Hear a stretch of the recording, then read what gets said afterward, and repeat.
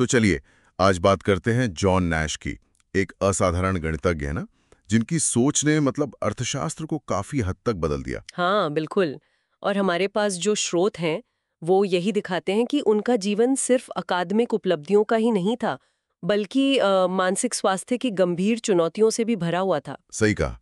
तो आज हम यही समझने की कोशिश करेंगे, उनका वो शुरुआती काम गेम थ्योरी वाला, और फिर उनका जो लंबा संघर्ष रहा मनोविदलता यानी सिजोफ्रेनिया के साथ। स्रोत ज्यादातर 1947 के बाद की कहानी बताते हैं। और इसमें दिलचस्प बात यह है, जैसा स्रोत भी इशारा करते हैं, कि कैसे एक इतना तेज दिमाग और इतनी गंभीर मानसिक चुनौती एक साथ चल सकती है।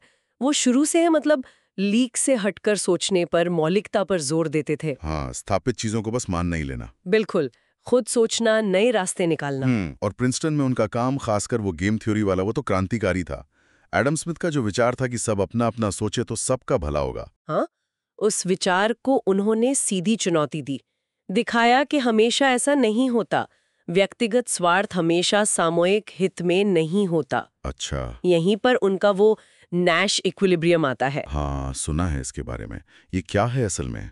ये मतलब एक ऐसी स्थिति है किसी खेल या मुकाबले में जहां कोई भी खिलाड़ी अकेला अपनी चाल बदल कर कुछ बेहतर हासिल नहीं कर सकता, अगर अगर बाकी सब अपनी रणनीति पर टिके रहें। अच्छा, एक तरह का ठहराव या संतुलन। हाँ, बिल्कुल, एक संतुलन।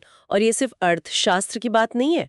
स्रोत बताते हैं कि ये राजनीति, जीव विज्ञान, कई क्षेत्रों में लागू होता है। ये समझने में मदद करता है कि लोग ग्रुप्स में या प्रतिस्पर्धा में कैसे फैसले लेते हैं। कमाल है। लेकिन फिर कहानी में एक मोड़ आता है ना? जैसा जी। स्रोत बताते हैं 1950 के दशक के आखिर में। हाँ, वो मुश्किल दौर, जब उनमें सिजोफ्रेनिया के लक्षण दिखने लगे, मतिभ्रम होना, शक करना, पैरानोया जिसे कहते हैं। तो जाहिर है इसका असर उनके काम और निजी जीवन पर पड़ा होगा। बहुत गहरा असर पड़ा। और सूत्रों में ये बात भी आती है कि उन्होंने अपनी इस बीमारी को भी समझने की कोशिश की, एक तरह से जैसे वो कोई गणित की समस्या हल कर रहे हों, अपनी दिमागी उथल-पुथल को बौद्धिक स्तर पर सुलझाने की कोशिश। ये तो बहुत अजीब और मुश्किल रहा होगा। बेहद मुश्किल। कई साल बहुत कठिन गुजरे। स्रोत बताते हैं कि वो इलाज और अपनी स्थिति से जूझते रहे। लेकिन फिर धीरे धीरे हालत सुधरी। हाँ, काफी धीरे धीरे, कई सालों में जाकर उनकी हालत में कुछ स्थिरता आई। और फिर जो हुआ वो सच में असाधारण था। नोबेल पुरस्कार। बिल्कुल, दशकों बाद 1994 में उन्हें अर्थशास्त्र का नोबेल पुरस्कार मिला। और किस काम के लिए?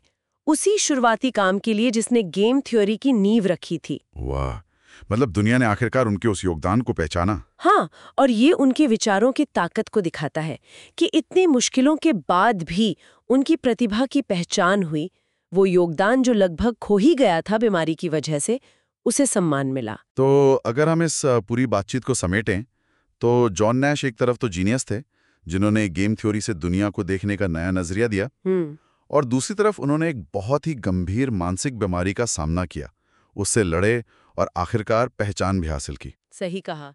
और अगर इसे थोड़ा और बड़े दायरे में देखें, तो ये एक सवाल भी खड़ा करता है ना, कैसा सवाल? कि नैश की सोच में जो ये अनोखापन था, वो असाधारण दिमाग और वो गहरी संवेदनशीलता या कहीं भेद्यता, वल्नरेबिलिटी, इसका रचनात्मकता और मानसिक स्वास्थ्य के बीच जो जटिल रिश्ता है, उससे क्या लेना देना है?